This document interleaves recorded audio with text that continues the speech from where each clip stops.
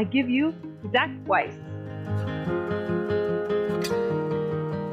Greetings, thanks for having me. It's a real honor to be speaking with you all who are really concerned about the soil and the health of our planet.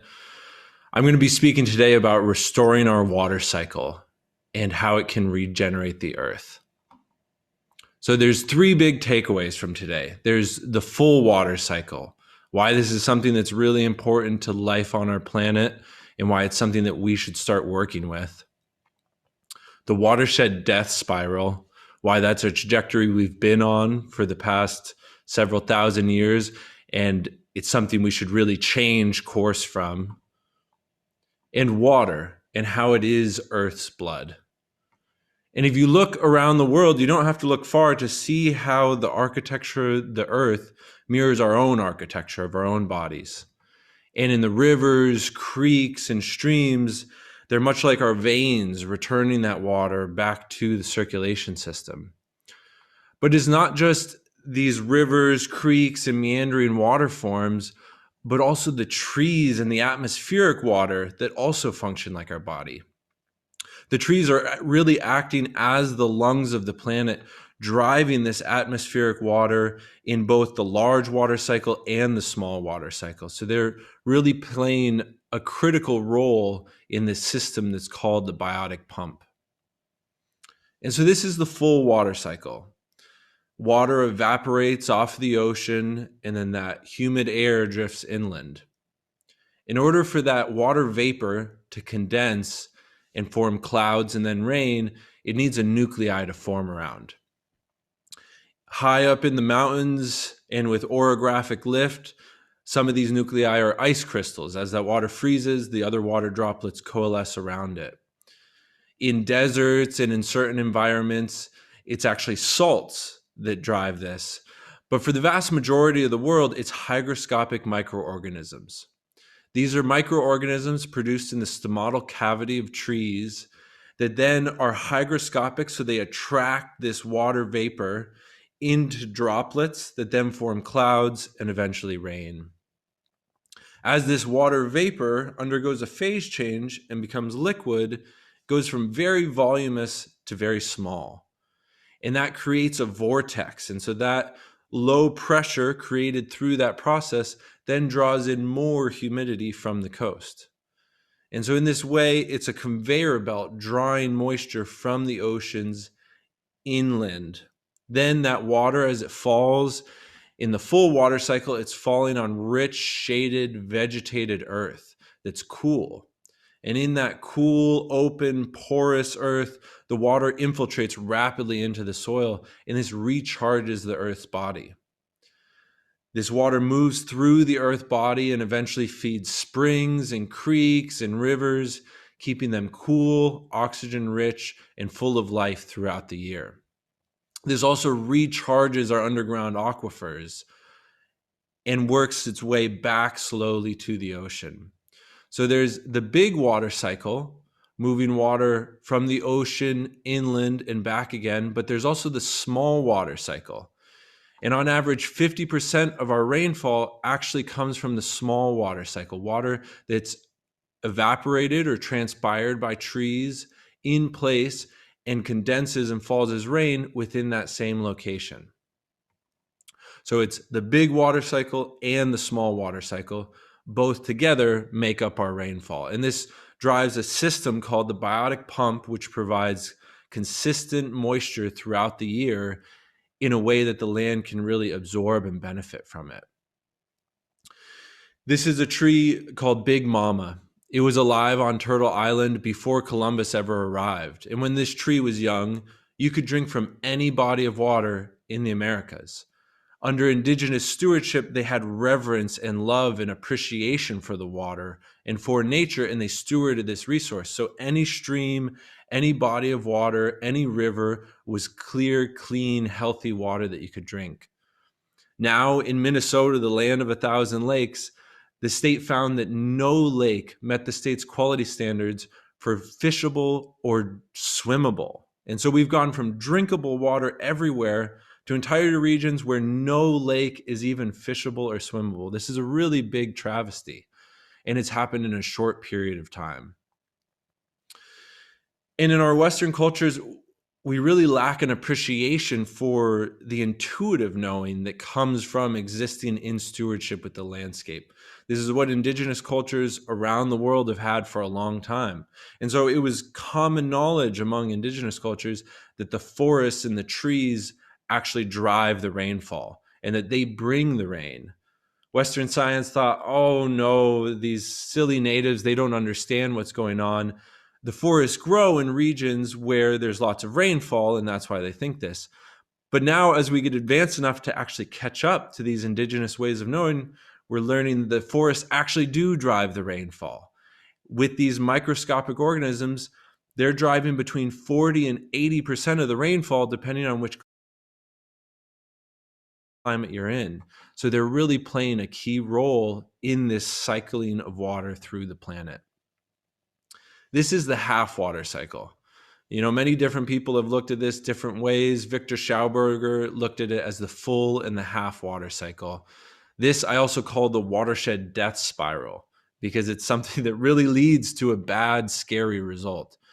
And so in this situation, humans come through and we clear all the forests and we monetize that value. We build roads, we build cities, we drain the wetlands because that's where the best soils are. And so we slowly dehydrate the landscape for monetary value. What this creates is a lot of open, bare ground, and the temperature of the soil heats up. Now, if you imagine that soil being like a sponge, when a sponge is totally dry and hot, it can't even absorb the water when it first hits it.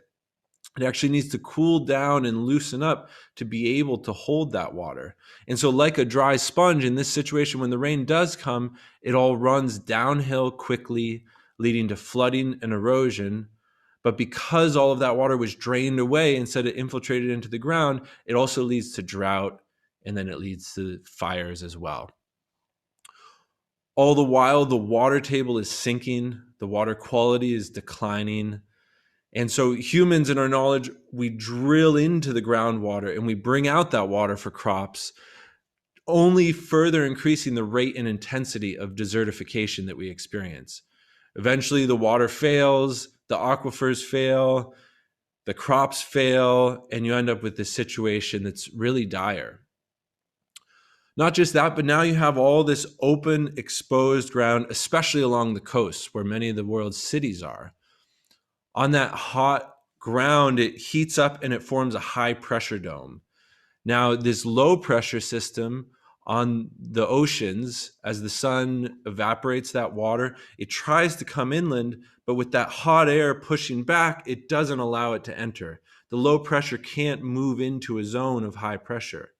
And so what happens is the pressure on the coast builds until the pressure is so great that eventually it overwhelms anyway. And so you get these huge cloudburst rain events that lead to horrific flooding, but then with long periods of drought in between. And so this is leading to all of these so-called natural disasters that we experience. They're not natural, they're actually the result of the watershed death spiral.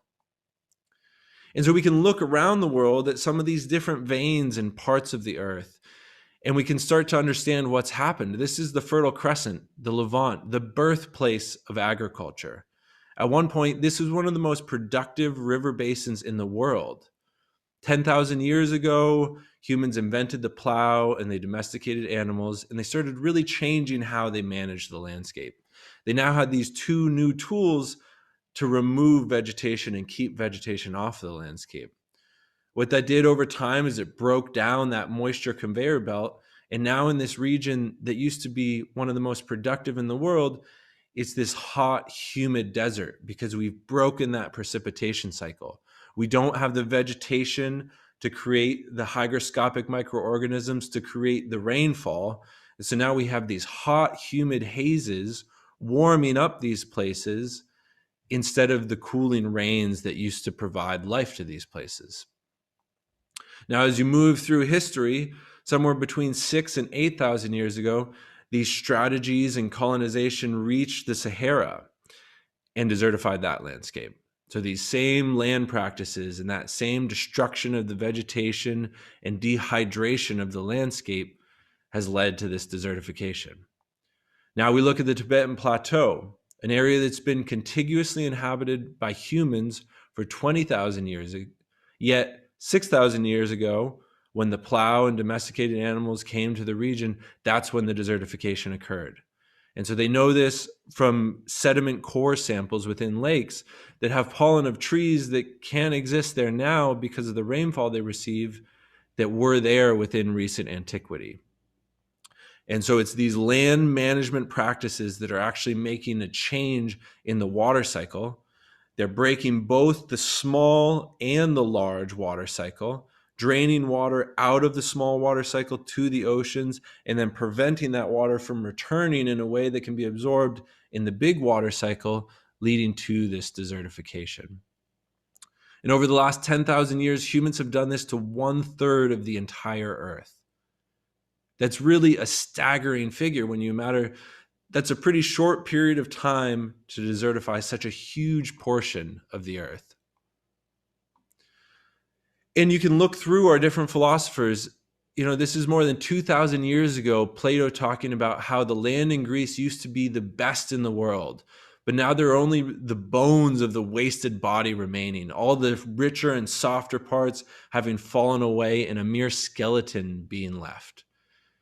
In the primitive state of the country, its mountains were full and covered with rich soil, and the plains full of rich earth. There was an abundance of wood in the mountains, but now only the traces of this remain, and the mountains only afford sustenance to bees. In the past, the land reaped the benefit of the annual rainfall, not as now, losing the water which flows off the bare earth into the sea, but having an abundant supply in all places, providing everywhere abundant fountains and rivers. And hopefully this sounds really familiar because that's speaking about the full water cycle and then our shift to the half water cycle. But what's really interesting to me is in this last phrase, he speaks about how the landscape used to be cultivated by lovers of honor and a noble nature, with the soil the best in the world, an abundance of water, and in the heaven above, an excellently attempered climate. And so this is Plato more than 2,400 years ago, drawing the connection between the water cycle, the health of the landscape, and the climate. And what's really scary to me is we're getting better at this. You can see this desertification from just the plow and the animal, but now we're making these concrete metropolises that all drain the water away even better than before. We're making these huge road systems, cities, developments, building in wetlands, all of these things that are further desiccating the landscape at an even more effective means and at a faster rate. This is Bogota, but it could really be almost any city in the world. And you see everything in the city is designed to drain the water away as quickly as possible. But it's not just that. This city is in the bottom of a valley. And so in the past, that assuredly was a landscape rich of water and vegetation. But now it's all draining away, and all of the mountains feed their water to that area. So it's not just draining the water that hits the city, but all of the water that hits the surrounding landscape that used to infiltrate in this valley is being drained away as well. And what's that leading to? It's leading to horrific flooding downstream.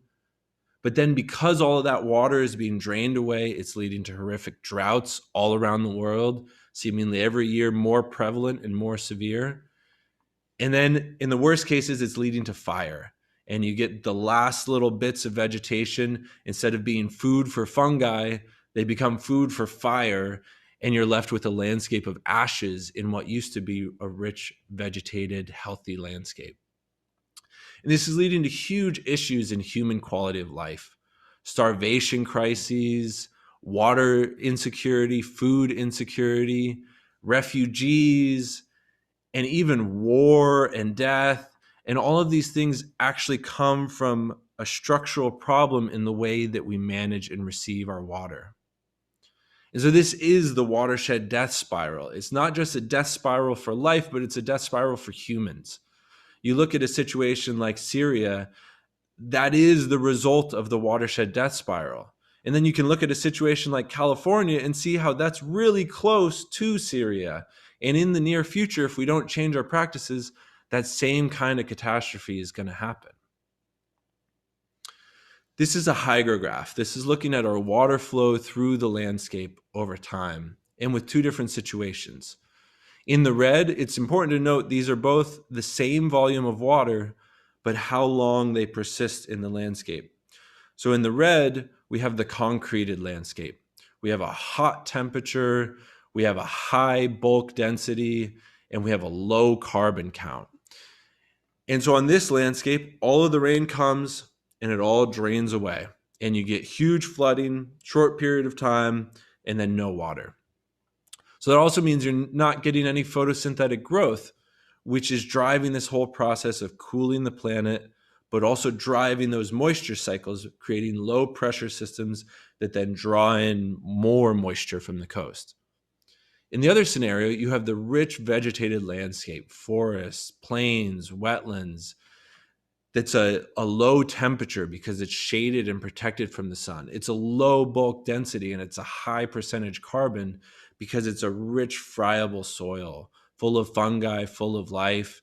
And in this, there's still some runoff in this landscape, but much less because that moisture is able to infiltrate into the ground. What you also get is now that moisture moves through the system for an incredible amount of time because you have that hydrotension on the water with the soil, allowing it to slowly move downhill. And so with this situation, you have green photosynthetic growth year round. You have trees cooling the air 590 calories per gram of water that they transpire. And so you have this consistent growth, you have consistent vegetation, consistent farm productivity, or you have this narrow window when it all happens, and then you have desert for the rest of the year. Now, in the red scenario, you're designing the flood. You're actually creating landscapes that flood. And so you have the erosion from that flood, you have the risk from the flood waters, you have the cost to repair that, you have the insurance to cover the costs, and then you have the finance charges on all of that because you can't afford any of it. But not just that, because you're designing the flood, you're also designing the next drought and the next fire. And so you have the erosion from that event and the risk and the cost and the insurance and the finance. And it's creating a situation that's just not viable for land stewards and farmers alike. This is what that graph looks like in reality. This is Mannahatta, or Manhattan, New York, under indigenous stewardship on the left and under colonial stewardship on the right.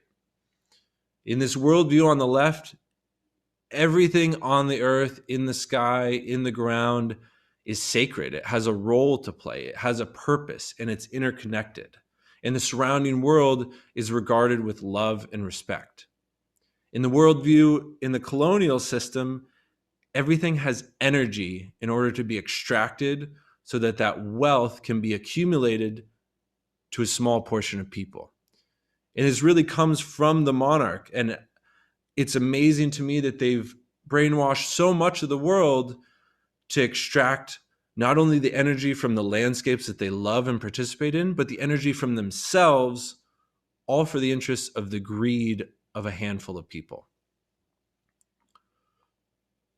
So this is my mentor, Seth Holtzer, and he really taught me so many things, but first and foremost, that nature is our teacher and guide. And all of our questions, nature has an answer for. And if there's a situation that arises that's a problem, nature is perfect. So the problem can't be on nature's side. The problem has to be on the human side. And so how do we create systems that really work with nature in a symbiotic manner?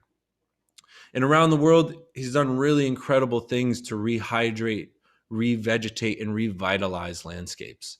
This is the Tamara Peace Research Center in Portugal. It was a community that was struggling with water for their community, didn't have enough for any kind of agriculture. And they came to Seth and said, can we survive here? Is this a place where we can continue to inhabit? And so in this same place, this is the landscape that now exists. Now, really important, this is only with the rain from the sky. This is using that year-round moisture and infiltrating it into the landscape, returning it to the ground.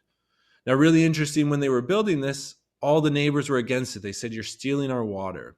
And in this area in Portugal, they get essentially 1 month of heavy rainfall and 11 months of drought. Now the neighbors love this because instead of 1 month of flooding and 11 months of drought, they have steady year-round springs fed by this retention landscape. And so by actually returning that water to the landscape, you're making it more available for all of Earth's inhabitants. And so this is Sepp's original farm, the Kramatorshof, a really amazing example of what can be achieved when people work with nature. It's this high mountainside farm that's supposed to be too steep, too cold, too hard to do anything. Yet they created this abundant oasis, almost like an Eden on a mountainside, of 72 interconnected ponds and water bodies and a rich agroforestry system that works with nature to produce food, medicine, income, and everything that you need to exist within the planet in a meaningful sense. And what they've done first and foremost is learned how to work with nature. So as conventional farmers grow one crop and they're all dependent on that crop, the Kramatorshof takes a totally different approach. They grow many crops every year, grown within an interconnected ecosystem, and they harvest the ones that do really good that year or that fetch a really good price at market that year. So here's a situation where they're growing fungi on logs underneath cherry trees. And so in a really dry year, the fungi aren't going to be producing much. They're not going to be doing good. And so they don't even bother harvesting them because in a dry year, the cherries fetch an exceptional value for schnapps making and they're of an exceptional quality. So they put all of their time and effort into harvesting the cherries and let the fungi live for another year. Now, conversely, if it's a really wet year, the cherries are going to be splitting and molding. There's going to be a low price. They're going to be hard to deal with. They don't bother trying to work through that process because the fungi are having a bumper crop that year because it's very humid. And so when you work with nature, you start to learn that every year is a different blessing in its own way. Instead of complaining that it's too hot, it's too cold, it's too dry, it's too wet, farmers are always complaining about the weather. With this method of farming, whatever happens, it's a blessing because something has really done exceptionally well. This is the first project I worked on with Sepp. This is a heavily degraded wetland where the previous owner built an airstrip through the wetland. And what we did in short order is turn this into this ecological oasis where you can now see tracks of every kind of wildlife in Montana that's producing an immense amount of vegetation and food, geese and turtles breeding in the water. It's just an incredible turnaround. And this was just done in 11 days. We really can make a huge impact in a short period of time when we put our effort into the right place, when we put our efforts into water. And so these are really strategies to rehydrate the landscape. This is that first scenario I was talking about in Portugal. Here, they had a road that was dehydrated in the landscape that they then turned into a dam, a retention feature to rehydrate the landscape. And so you can see here how they rerouted that road and really made it something that benefits the landscape and themselves instead of something that's continually degrading it. And what's really important is that this is not just holding water in a pond or with a liner, but this is actually returning water to the earth. We're only creating a barrier layer on the downhill side. So here is a dam, another project in the Extremadura in Spain. This is a place that's 45 degrees Celsius and blowing hot winds in the summer. People said you could never create a water body, but yet they created this oasis in the desert by working with the landscape. And so here you can really see on the downhill side, they have the dam holding the water back. But on the uphill side and all around, that water actually feeds into the landscape. And so here you see all that green grass because the feature is not just holding the water in the water body itself, it's holding it in the earth's body. So that all the way uphill at those same elevations, it's actually holding that water as well. This really reduces your evaporative losses, but it really enhances that recharge of the aquifers and of the earth. And so when people talk about their environmental footprint, it's always about how to have a smaller environmental footprint, how to do less bad. I want to have the largest environmental footprint possible because I know we can have a positive footprint.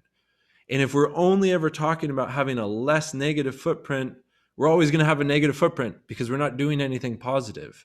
What we need to do is start finding the things that are a yes, the things that we believe in, the things that we want to exist in this world, and create those.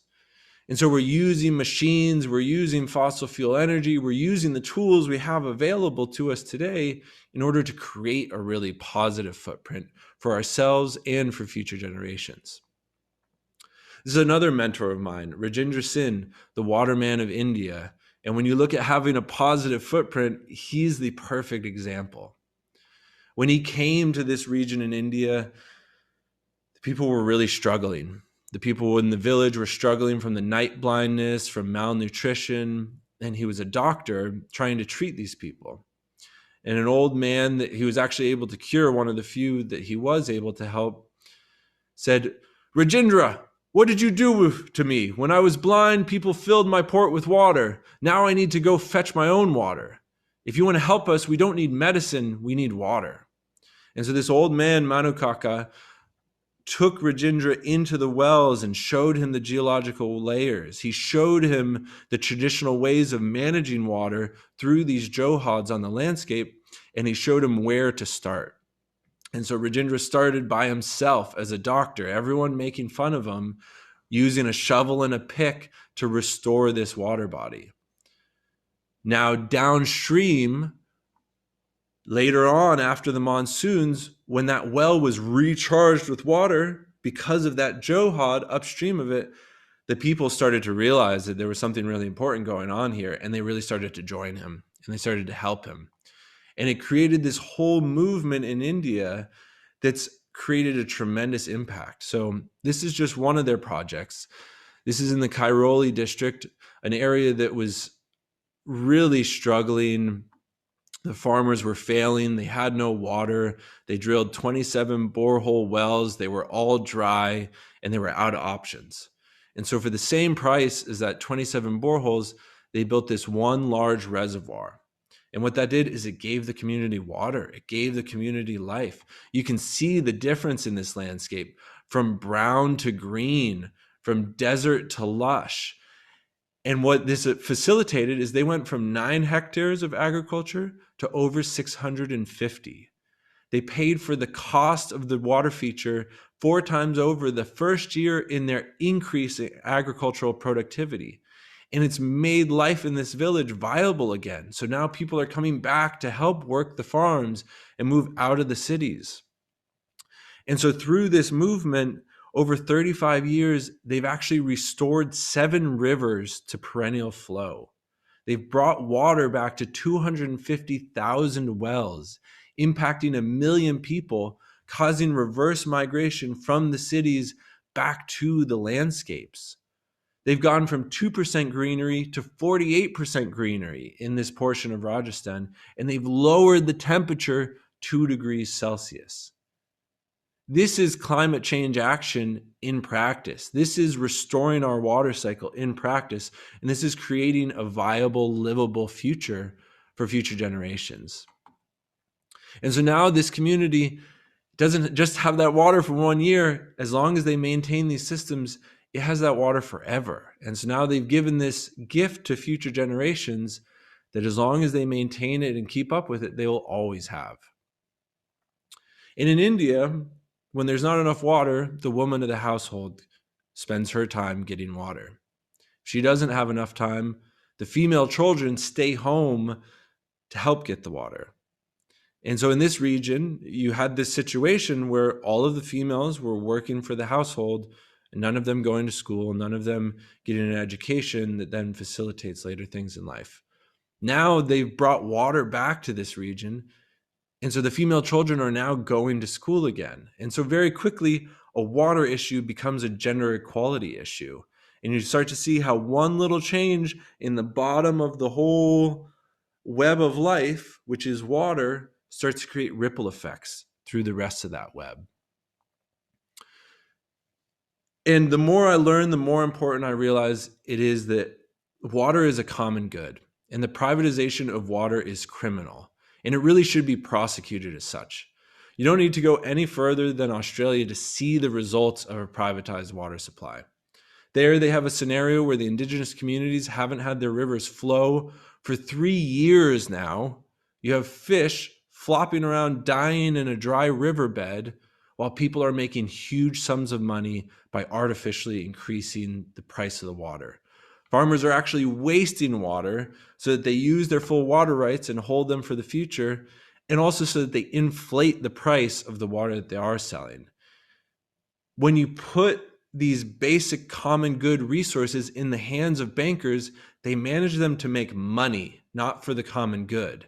And the way to make money is with forced scarcity. So if you create scarcity of these resources, you can make a lot of profits, but you actually reduce the value of the landscape. You reduce your fundamental asset, which is really a travesty. And so we need to urgently come together as a people and to say that water is a common good and water has rights, and the privatization of water is not going to be allowed. We're not going to tolerate it. And it's really important that as a people, we come together in this overregulated world and say, we as a people are taking control of our own land and our own water to steward it in the means for ourselves and for future generations. For example, in India, there were 73 legal cases against Rajendra. This man that brought water to millions of people, they wanted to put him in jail because it's about decentralized water systems. When water systems are decentralized, you can't monetize them. So by creating all of these johads, they were creating water independent communities that no longer needed to buy their water. And so water wasn't going to the big dams and reservoirs and wasn't able to be sold later. And so the governments have a huge issue with this. But it's really important that we at this time stand together as people and fight this. You know, we're seeing for the first time water futures being traded on Wall Street. If we tolerate this, we are headed towards a Mad Max future where wars are fought over water, where there's world wars over water. And it's just for the artificial scarcity and profit making of some greedy people. Nature is prolific by nature. The landscape wants to come alive as soon as you bring water to it. And that's the natural state. And so it's really important that we stand together and fight against this unnatural state that only serves the handful of wealthy. And not just that, but you also have these really atrocious situations where we're creating these plagues on the health of water that are going to last forever. You know, in Montana, there's this one former mine where the water is the pH of stomach acid, and geese land in it and then die. And so now they shoot fireworks and cannons at the geese so that they don't land in this pond and die from this really acidic water. But that water level is rising. And starting very soon, that water is going to be spilling into Silver Bow Creek and eventually the Columbia River.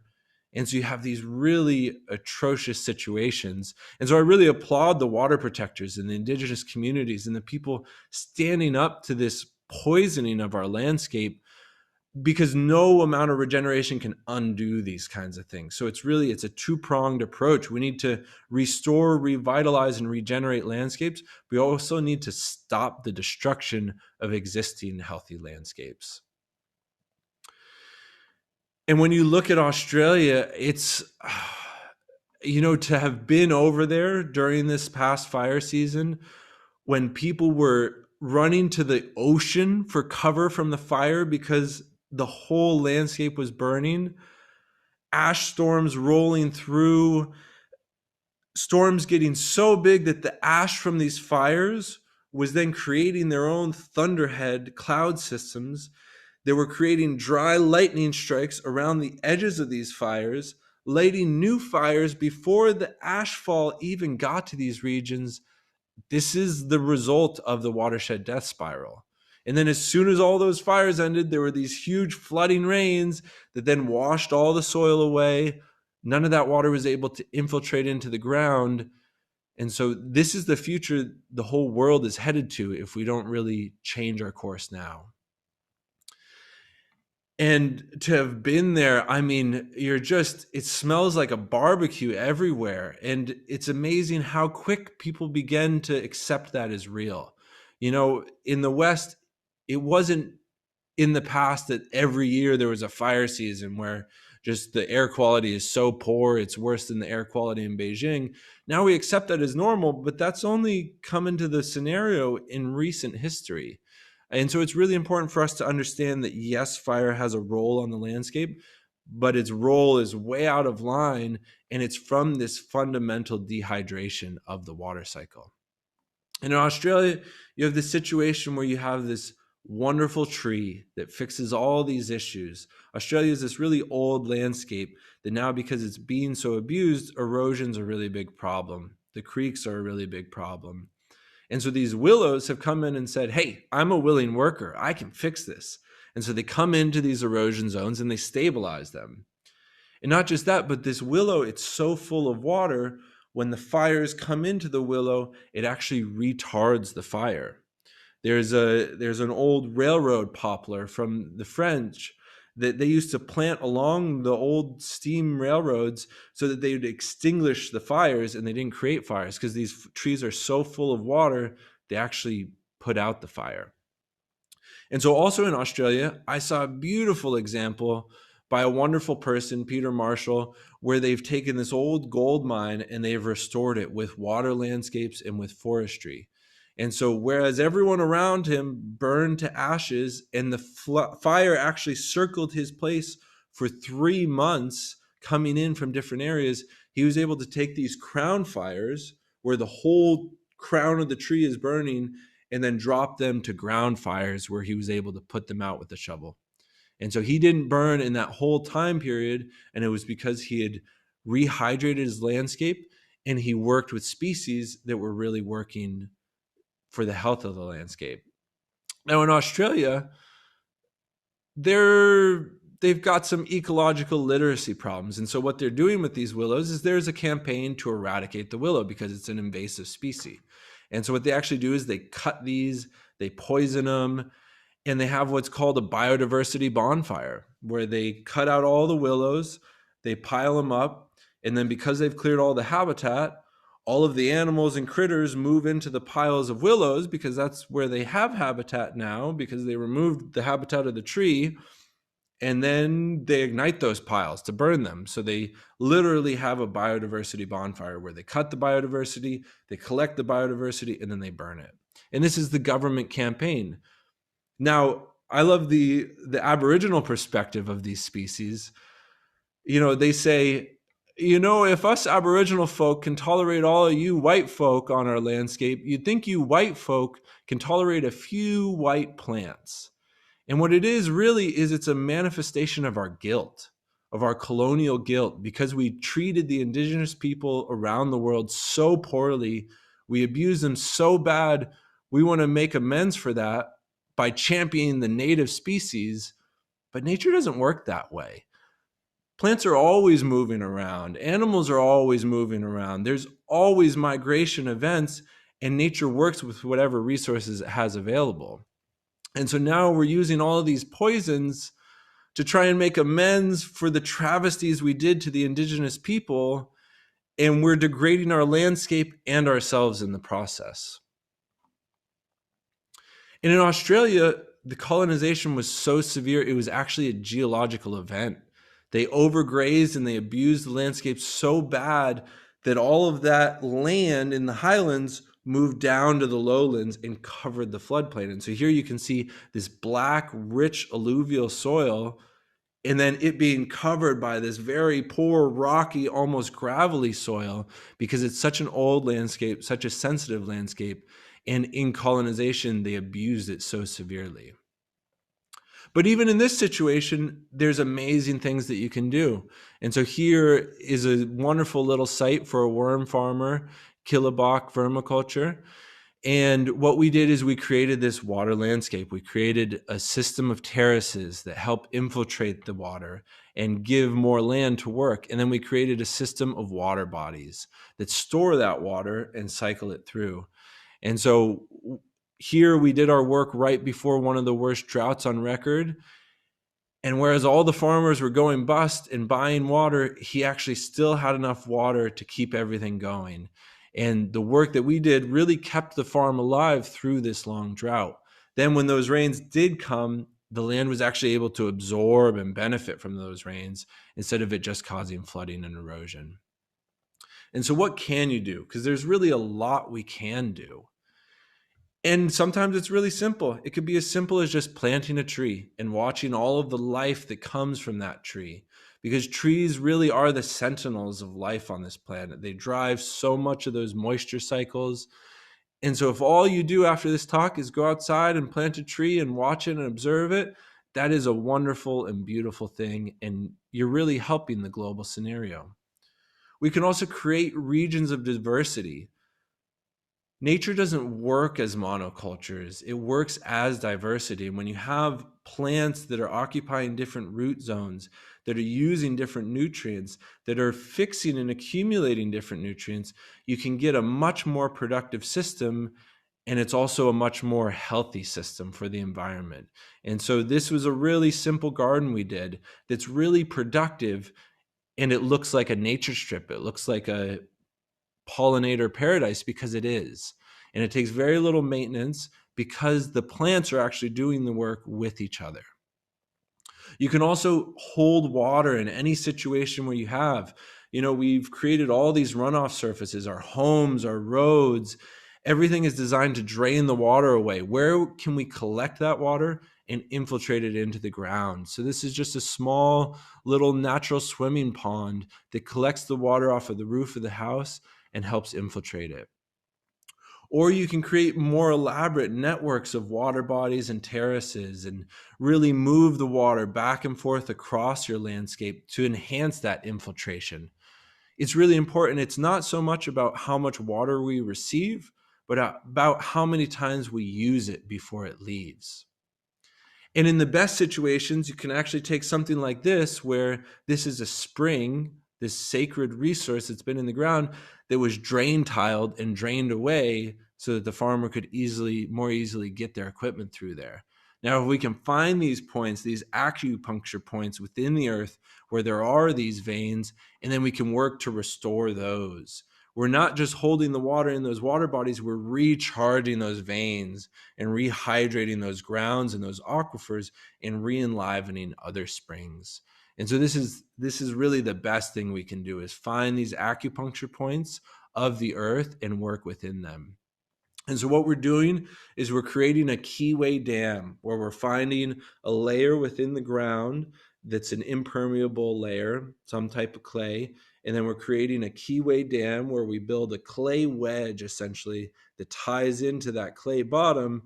And then we leave the rest of the pond open. So this is on the downhill side, clay wedge into clay bottom that then holds that water, infiltrates it into those areas around and uphill. And then as those fill and recharge, it continues downstream. And so this is, really something that we can do that makes a long-term impact. If we do these features right, they should last until the next ice age.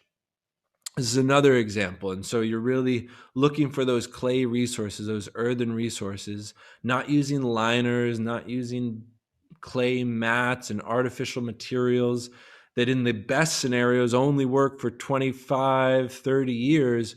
What we're using is the earthen resources, restructuring and arranging those so that we're using that fossil fuel energy, but in a way that serves us forever. I really look at, we have this huge responsibility in that we have this clean, cheap, not clean, but cheap available energy that enables us to do big work. We're using it all. We're going to burn it anyway. And right now it's all being used for the destruction of the water cycle. It's being used to build those hard draining landscapes. If we use it all on that, it's going to be really hard for future generations to break up all of our concrete with pickaxes. And so I view it as our responsibility to use some of this resource to rebuild the water infrastructure of the earth before we lose it. And so this is what that looks like. And now we've taken this landscape that burned and was full of ash, and now we've created an area that's rehydrated that will really feed the vegetation around it and provide security for this landscape when the next fire season comes.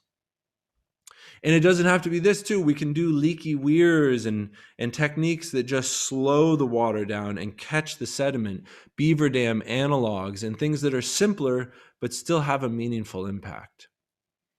And the forests are really key to this whole cycle. So to all the people out there working for the conservation of forests, I applaud you. And we really need those long-term sentinels for ourselves and for future generations to understand what the landscape, the true potential that it holds. And you can create these rich, vibrant landscapes like the Kramatorshof and create a living example to people of how we all can live in a really meaningful way. And when you work with nature, this is a tree toppling over with its own natural productivity. There's no fertilizers, no inputs into this, no compost teas and extracts. This is just a rich, healthy, vibrant earth, 4 to 5 meters in the ground, full of life, and the tree just feeding off of that productivity.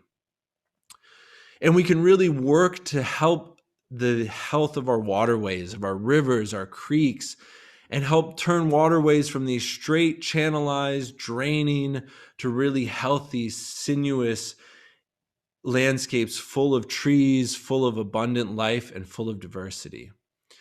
So it's really important in this work to develop your mind. Theory can cripple. You have to appreciate the unknown.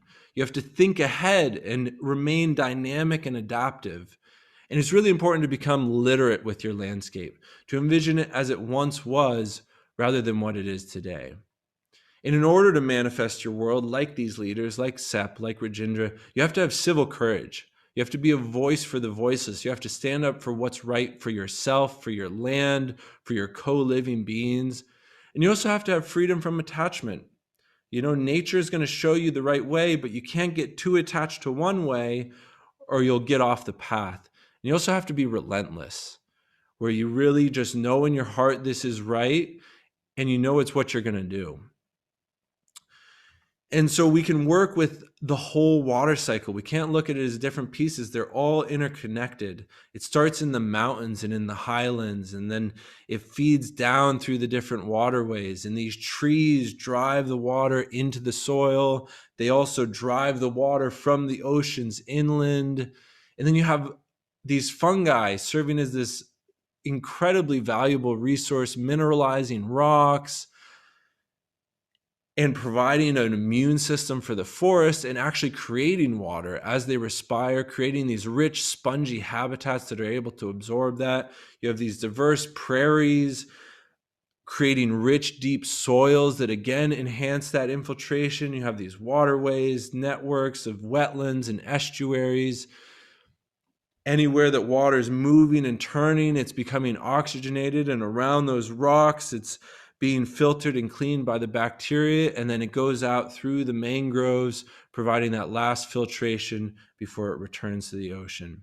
And so this really is the full water cycle. This is the biotic pump. This is life moving water through land, and something that's really important for us to work with, because we don't want any more of the watershed death spiral. We've experienced enough of this, and it's time for us to move in a different direction. And so the world is in our hands. You know, it's really our choice how we want to go about this. And it's our choice whether we want a rich, healthy landscape or whether we want to be fighting wars over water. And we're so great at diagnosing and working on the symptoms. And I feel like we're doing this right now with carbon. We're looking at the symptom of the desertification and dehydration of the landscape and looking at that as the problem. But I'm worried we're hitching our cart to the wrong horse, because with carbon, we won't even know if what we're doing is working for 20, 30, 50 years, and the ocean is providing this huge buffer to anything we do. So any of our gains are not going to be experienced within a human timeline. But when you work with water, you experience that the first rainy season, The first rainy season, you see the results of your work and how that's impacted the landscape. It enables people to really get energized and keep working with this. And that's why you can create a community-driven process of rehydrating the ground. And we can go from this desertified land to this new global vision of a new water paradigm. And so that water, it is Earth's blood. All of these complicated things, you can understand them just by drawing that analogy to yourself. And the most fundamental thing is to engage with love and respect for water and nature. If you can every day a little bit more, have a little bit more love in your heart and respect in your actions towards water and nature, we'll get to this better common future that we're trying to achieve. So it's about community-driven, decentralized water retention.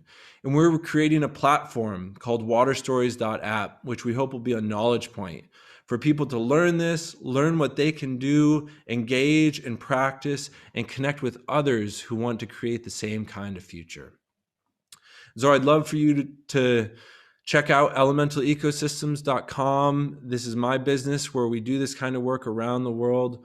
Waterstories.app, where we really would love to hear from you. What do you need to be able to engage in working with water in a meaningful way? And I look forward to answering any of your questions, because it's really, this future is in our hands. It's really up to us and our decision, whether we want to usher in a period of abundance and health, or whether we want to continue down our current trajectory towards a really harsh future. And, having seen that firsthand, I know how powerful it is when you rehydrate landscapes and when you bring life back to areas. It's really something that gives meaning and fulfillment to life.